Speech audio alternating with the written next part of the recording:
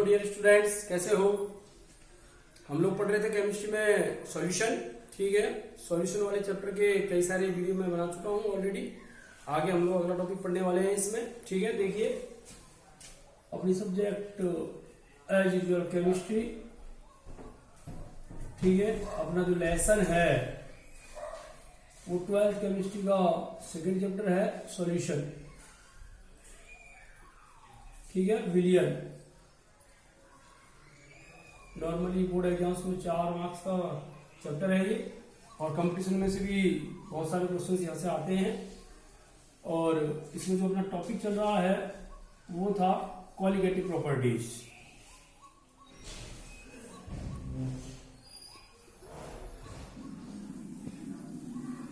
अणुसंख्यक गुणधर्म। ठीक है, हम लोग पढ़े थे अणुसंख्यक गुणधर्म। ठीक है, थोड़ी चीजें मैं रिपीट करता हुआ चलूंगा। अणुसंख्यक गुणधर्म मैंने बताया था किसी विलयन की ऐसी प्रॉपर्टीज जो डिपेंड करती है उसमें घुले जाने वाले विलय के कणों की संख्या पर। जो सॉल्यूट है उसके नंबर ऑफ पार्टिकल्स पर डिपेंड करेंगे। अगर सॉल्यूट के नंबर ऑफ पार्टिकल्स चेंज होते हैं तो इनकी वैल्यू भी आपकी चेंज हो जाती है। ठीक है, आपने क्या बोला ये इंपॉर्टेंट नहीं होता, कितना बोला है ये इंपॉर्टेंट रहता है। और उसके साथ ही मैंने आप लोगों को क्वालिटेटिव प्रॉपर्टीज में कुछ प्रॉपर्टियां बताई थी। जैसे फर्स्ट प्रॉपर्टी थी अपने लोअरिंग इन वेपर प्रेशर। ठीक है, वाष्प दाब का आपेक्षिक अवनमन। ठीक है, relative lowering in vapour pressure. Vapour pressure, ठीक है, relative lowering in vapour pressure. इसके लिए अपना फॉर्मूला आया था कि relative lowering in vapour pressure वाष्प दाब का आपेक्षिक अवनमन विलय के मोलस के क्या होता है, बराबर होता है। हम लोगों ने फॉर्मूला तैयार किया था P naught minus P S upon P naught is equal to N upon N plus N.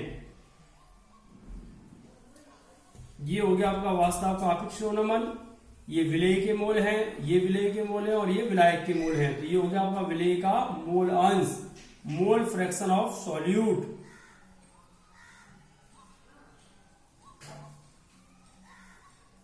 ठीक है, ये आपका विलय का मोल अंश। कहने का तात्पर्य है वाष्प दाब का जो आपेक्षिक अवनमन है, रिलेटिव लोअरिंग वेपर प्रेशर है, वो विलय के मोल अंश की क्या होता है, बराबर होता है। अगर आपका जो विलयन है, जो सॉल्यूशन आपने लिया है वो अति तनु है। ठीक है, अगर आपको द्वारा लिया गया जो विलयन है वो डाइल्यूट है, तो ऐसी कंडीशन में विलय के जो कण हैं उनकी जो संख्या है विलायक के नंबर ऑफ मोल्स के कंपेरिजन में क्या होगी, बहुत ही कम होगी। विलय के जो मोल है विलायक के मोलों की तुलना में बहुत कम होंगे। ऐसी स्थिति में अपन लोग n प्लस एन को केवल n लिख सकते हैं। तो अपना फॉर्मूला बनता है P naught minus P S upon P naught is equal to N upon N. या मैं बता देता हूं आप लोगों को, जो पी नॉट है वो आपका शुद्ध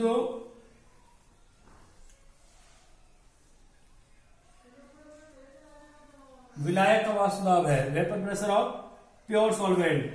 पीएस जो है वो आपका अवाष्यशील विलय मिलाने के बाद, नॉन वोलेटाइल सॉल्यूट जो आपने मिक्स किया है उसके बाद जो विलयन आपको प्राप्त होगा उस विलयन का क्या है, वाष्प दाब। ठीक है, एन जो है स्मॉल एन वो आपके विलय के मोलों की संख्या है। Number of moles of solute. ठीक है, number of moles of solute जिसे आप कैलकुलेट कर सकते हैं W A upon N A से। डब्ल्यू ए मैंने सॉल्यूट को माना है, डब्ल्यू हो जाएगा उसका ग्राम में अमाउंट और एम उसका मोलर मास है। इसी प्रकार कैपिटल एन जो है वो आपके विलायक सॉल्वेंट, विलायक के मोलों की क्या है, संख्या। Number of moles of solvent, मैंने सॉल्वेंट को B से रिप्रेजेंट किया था तो इसको आप लिख सकते हैं WB अपॉन NB। तो अति डाइल्यूट विलयन जो होगा आपका, उस डाइल्यूट विलयन के लिए आप लोग विलय का जो अनुवाद होता है MA वो आप कैलकुलेट कर सकते हैं। मोलर मास ऑफ सॉल्यूट इस फॉर्मूले से कैलकुलेट किया जाता है। N के स्थान पर आप ये वैल्यू दीजिए, कैपिटल N के स्थान पर ये वैल्यू।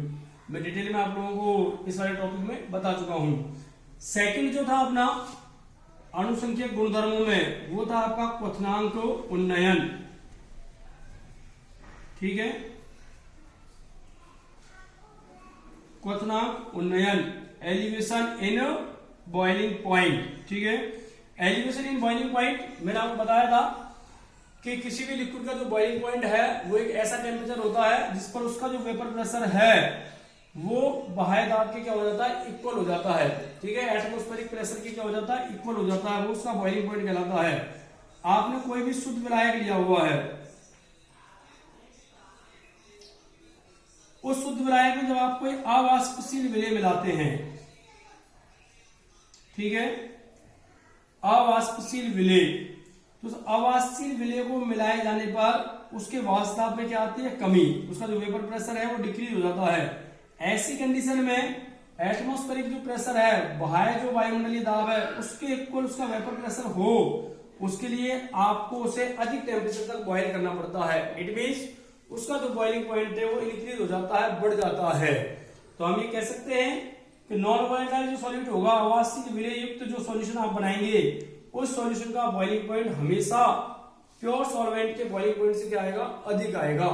अवाष्पशील विलेय युक्त जो विलयन है उसका जो क्वथनांक है वो शुद्ध विलायक की तुलना में क्या होगा, अधिक होगा। क्वथनांक में होने वाली ये वृद्धि आपकी कहलाती है क्वथनांक उन्नयन, ठीक है। उसको आप लोग बोल सकते हैं एलिवेशन इन बॉइलिंग पॉइंट। मैंने बताया था आप लोगों को, अगर आप लोग शुद्ध विलायक जो है उसके बॉइलिंग पॉइंट को तो लिखे T0B से, और जो विलयन आप बना रहे हैं नॉन वोलेटाइल सॉल्यूट मिक्स करके उसको लिखे आप TB से, तो क्वथनांक में होने वाली वृद्धि delta TB, elevation in boiling point जो है वो इक्वल होगा किसके, TB माइनस T0B। विलयन में से शुद्ध विलायक का जो बॉइलिंग पॉइंट है वो आप माइनस कर दीजिए, आपको डेल्टा TB की वैल्यू प्राप्त हो जाएगी, ठीक है। ये आप डिग्री सेंटीग्रेड में कैलकुलेट कर सकते हैं, आप चाहे तो केल्विन में कैलकुलेट कर सकते हैं। उसके बाद मैंने इसी क्वथनांक उन्नयन की सहायता से विलेय जो आपने मिक्स किया है, नॉन वोलेटाइल सॉल्यूट जो मिक्स किया है, उसका मोलर मास कैलकुलेट करने के लिए फॉर्मूला बताया था। तो देखिएगा उसको आप किस तरीके से लिख सकते हैं वो मैं आपको बता देता हूं।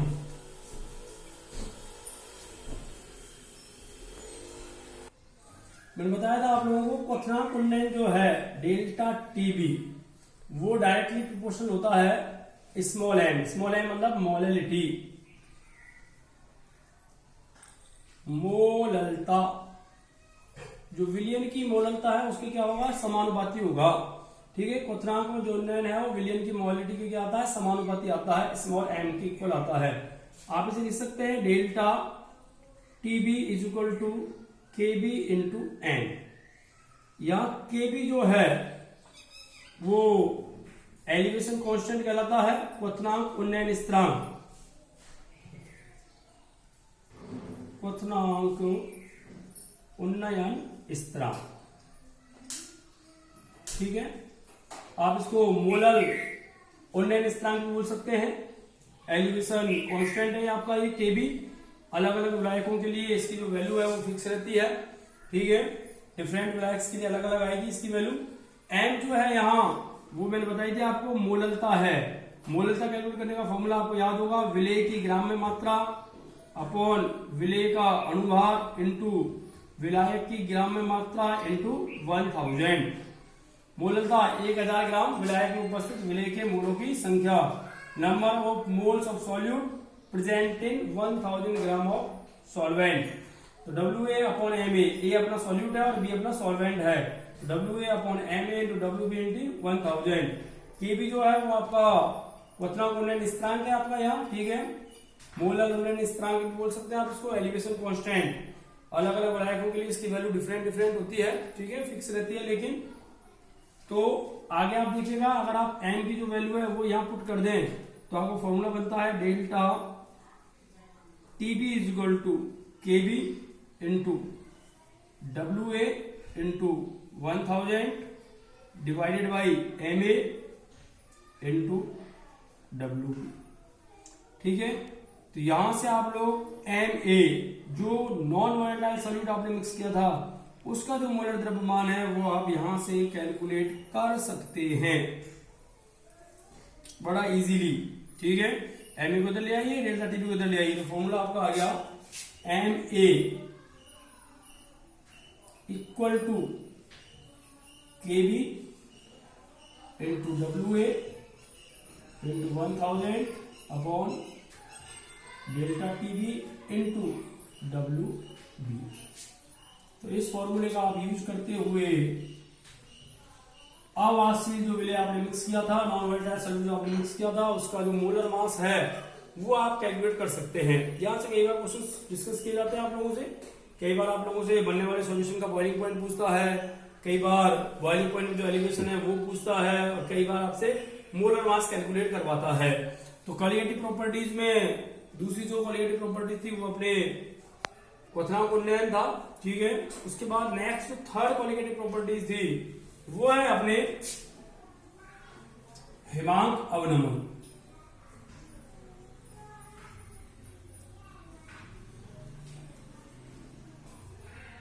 Depression in freezing point, depression in freezing point, ठीक है। इस टॉपिक में मैंने आपको बताया था कि फ्रीजिंग पॉइंट के बारे में कि कोई भी लिक्विड है उस लिक्विड के लिए वह टेम्परेचर जिस पर उसका वाष्प दाब उसकी ठोस अवस्था के वाष्प दाब के क्या हो जाता है, इक्वल हो जाता है। उसकी जो सॉलिड स्टेट है, सॉलिड स्टेट का जो वेपर प्रेशर है उसके इक्वल उस लिक्विड का वेपर प्रेशर जिस टेम्परेचर पर आएगा वही उसका क्या कहलाएगा, फ्रीजिंग पॉइंट कहलाएगा। जैसे अगर बात करें हम लोग वाटर की, वाटर का फ्रीजिंग पॉइंट होता है आपका 0 डिग्री सेंटीग्रेड, ठीक है, 273.15 केल्विन बोल सकते हैं आप, 0 डिग्री सेंटीग्रेड।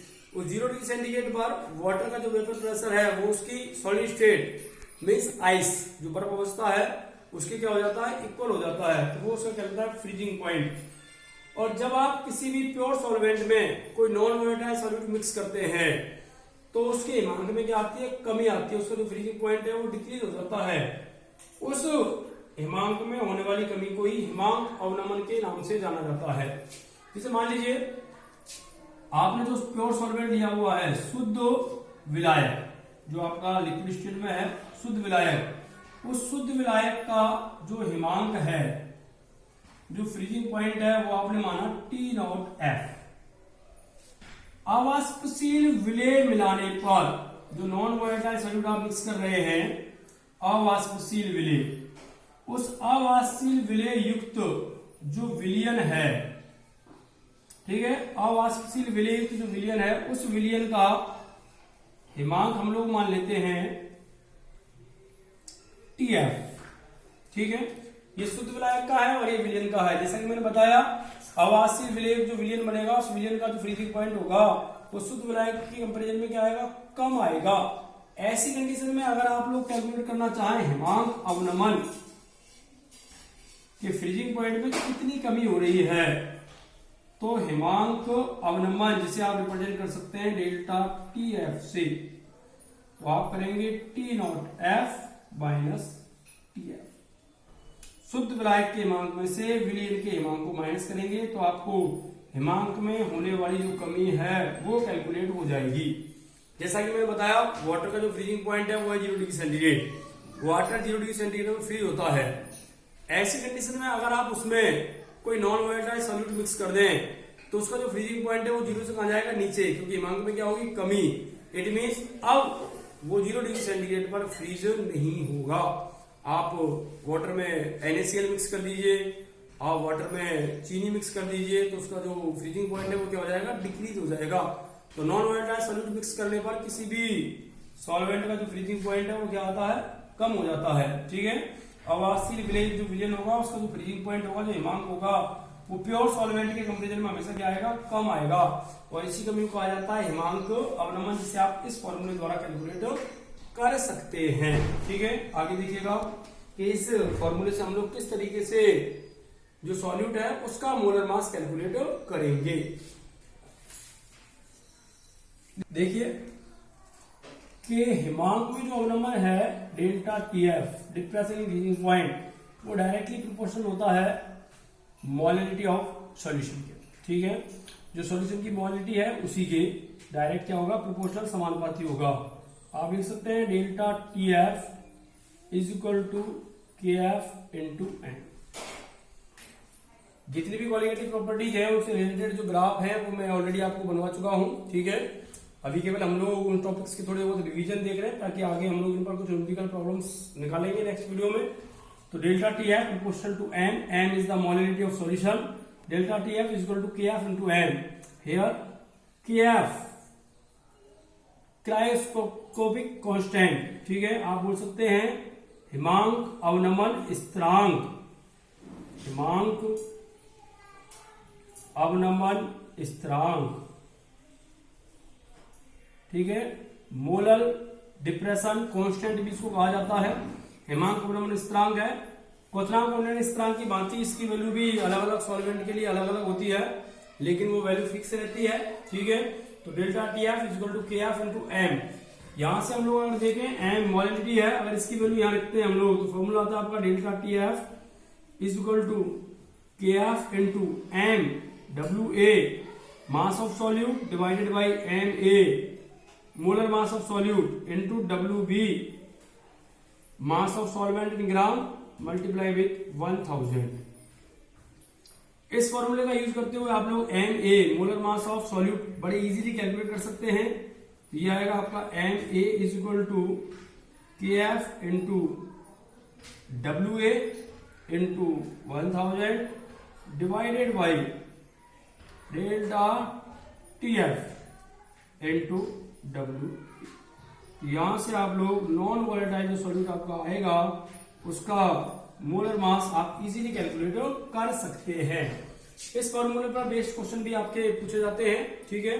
कई सारे क्वेश्चंस आते हैं, बड़े इजीली आप लोग कैलकुलेट करेंगे। के एफ की वैल्यू आपको दी हुई होती है, बाकी मैंने आपको बताया था के एफ की वैल्यू आप किस तरीके से कैलकुलेट कर सकते हैं। अगर आपको गलन की गुप्त ऊष्मा की वैल्यू दी हुई हो या गलन की गुप्त एंथैल्पी की वैल्यू दी हुई हो तो आप उसको भी कैलकुलेट कर सकते हैं। तो ये था आपका थर्ड क्वालिटेटिव प्रॉपर्टीज हिमांक अवनमन स्थिरांक, जिस पर डिपेंडेंट कई सारे क्वेश्चंस आप लोगों से पूछे जाते हैं। नेक्स्ट क्वालिटेटिव प्रॉपर्टीज है आपकी नंबर 4, जो भी मैं डिटेल में आप लोगों से डिस्कस कर चुका हूं ऑलरेडी। परासरण दाब, ठीक है, ऑस्मोटिक प्रेशर।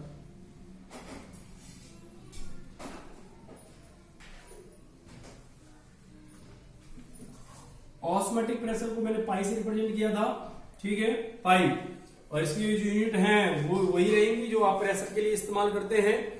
मैंने आप लोगों को प्रेशर जो परासरण दाब है, ऑस्मोटिक जो प्रेशर है उसके लिए परासरण और परासरण दाब दोनों की इंडिविजुअल डेफिनेशन मैंने डिस्कस की थी। बात करें हम लोग परासरण दाब की तो मैंने आपको बताया था कि वह अतिरिक्त बाह्य दाब जो परासरण की क्रिया को रोकने के लिए आवश्यक होता है वो आपका परासरण दाब कहलाता है। External pressure which is required to stop the process of osmosis, non osmotic pressure, उसे आप ऑस्मोटिक प्रेशर कहेंगे। मैंने बताया था ऑस्मोटिक प्रेशर के लिए रिक्वायरमेंट रहती है आपके एक सेमी परमेबल मेम्ब्रेन की, अर्धपारगम्य झिल्ली की। उस अर्धपारगम्य झिल्ली में से होकर के केवल जो सॉल्वेंट के पार्टिकल्स है, विलायक के जो पार्टिकल्स है वही जा सकते हैं, विलेय के पार्टिकल्स उसमें से होकर के मूव नहीं कर सकते हैं। हमने एक सिंपल सा एग्जांपल लिया था कि ये आपकी कोई सेमी परमेबल मेम्ब्रेन है, इधर आप सॉल्यूशन ए ले ले, इधर आप सॉल्यूशन बी ले ले, ठीक है। ए जो है वो डाइल्यूट है किसके कंपेरिजन में, बी के कंपेरिजन में। ए बी की तुलना में तनु है, इट मींस बी जो विलयन है, सॉल्यूशन बी जो है उसकी कंसंट्रेशन सॉल्यूशन ए से क्या है, अधिक है, और ये आपके सेमी परमेबल मेम्ब्रेन अर्धपारगम्य झिल्ली है। तो आप देखेंगे कम सांद्रता वाले विलयन से विलायक के जो पार्टिकल्स हैं, सॉल्वेंट के जो पार्टिकल्स हैं वो धीरे धीरे कहां आते हैं, उच्च सांद्रता वाले विलयन की ओर क्या करते हैं, गमन करते हैं। इस प्रोसेस को कहा जाता है ऑस्मोसिस परासरण। यदि आप यहाँ पिस्टन लगाएं तो आप देखेंगे ये जो पिस्टन है वो तो नीचे आता है और ये पिस्टन कहां जाने लगता है, ऊपर जाने लगता है, क्योंकि यहाँ का जो वॉल्यूम है वो धीरे धीरे इंक्रीज होगा और ये जो वॉल्यूम है वो धीरे धीरे डिक्रीज होगा। अगर आप यहां से एक्सटर्नल प्रेशर लगाएं इस ऑस्मोसिस को रोकने के लिए, तो वो जो प्रेशर आप बाहर से लगा रहे हैं इस ऑस्मोसिस की प्रोसेस को रोकने के लिए, वो प्रेशर कहलाता है आपका ऑस्मोटिक प्रेशर, परासरण दाब। यदि आपके द्वारा लगाया गया एक्सटर्नल प्रेशर जो बाह्य दाब लगा रहे हैं वो परासरण दाब से भी अधिक हो जाए, तब ऐसी स्थिति में क्या होगा, ऑस्मोसिस की जो प्रोसेस है वो रिवर्स हो जाती है। इट मींस अब सॉल्वेंट के पार्टिकल्स हाई कंसंट्रेशन वाले सॉल्यूशन से लो कंसंट्रेशन वाले सॉल्यूशन की ओर क्या करते हैं, मूव करते हैं।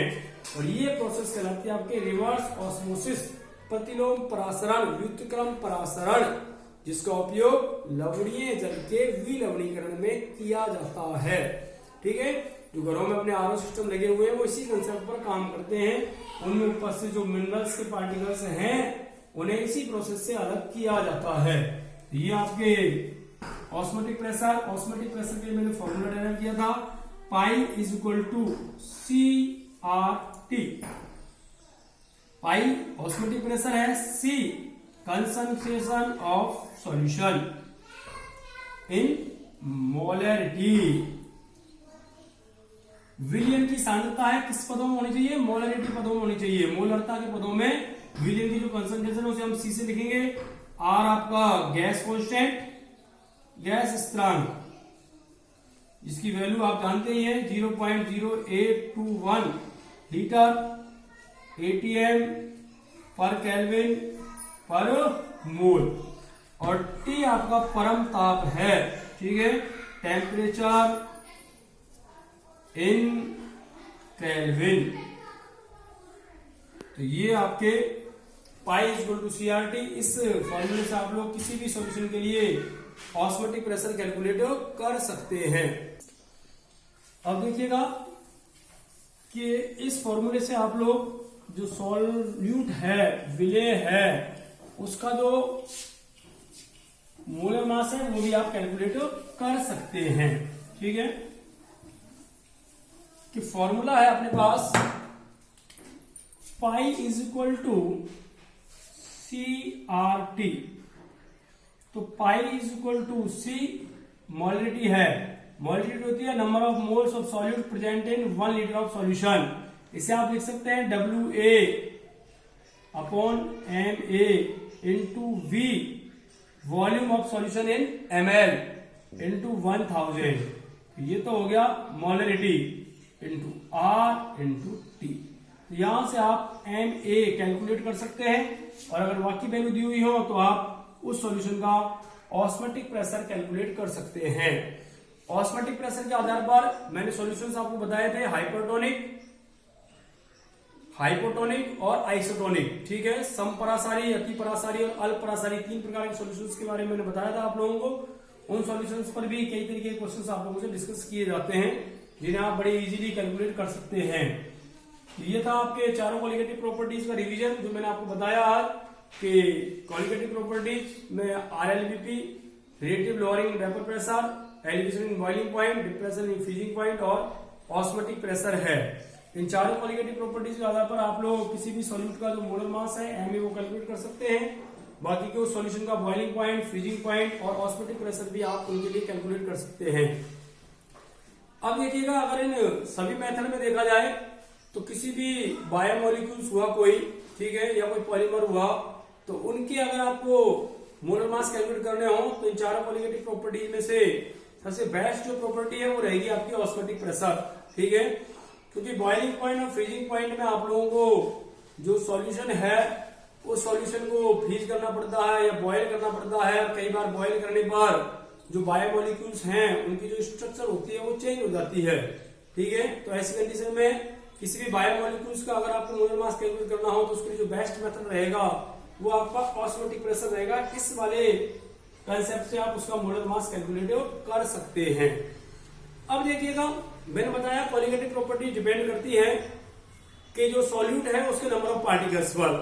अगर मान लीजिए आपने 1 मोल सॉल्यूट लिया और उसे किसी सॉल्वेंट में विलय कर दिया, घोल दिया, अगर उसका डिसोसिएशन या एसोसिएशन नहीं होता है, इट मीन्स उसका वियोजन या समूलन ना हो, तो ऐसी स्थिति में उसके नंबर ऑफ पार्टिकल्स जो होंगे वो 1 मोल ही बने रहेंगे।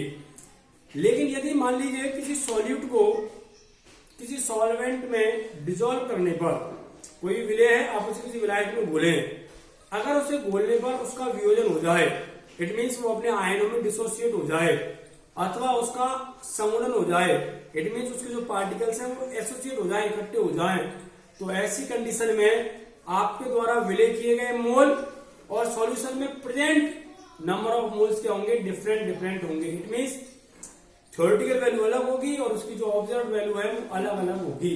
सैद्धांतिक मान और प्रेक्षित मान क्या होंगे, अलग अलग आएंगे। ऐसी स्थिति में हम लोग किस प्रकार से अणुसंख्यक गुणधर्मों के मान कैलकुलेट करेंगे और किस प्रकार से उन सॉल्यूट के मोलर मास कैलकुलेट किए जाते हैं, वो हम लोग नेक्स्ट वीडियो में डिस्कस करेंगे, जहां हम लोग क्वांटम फैक्टर के बारे में भी जानेंगे। ठीक है, थैंक यू।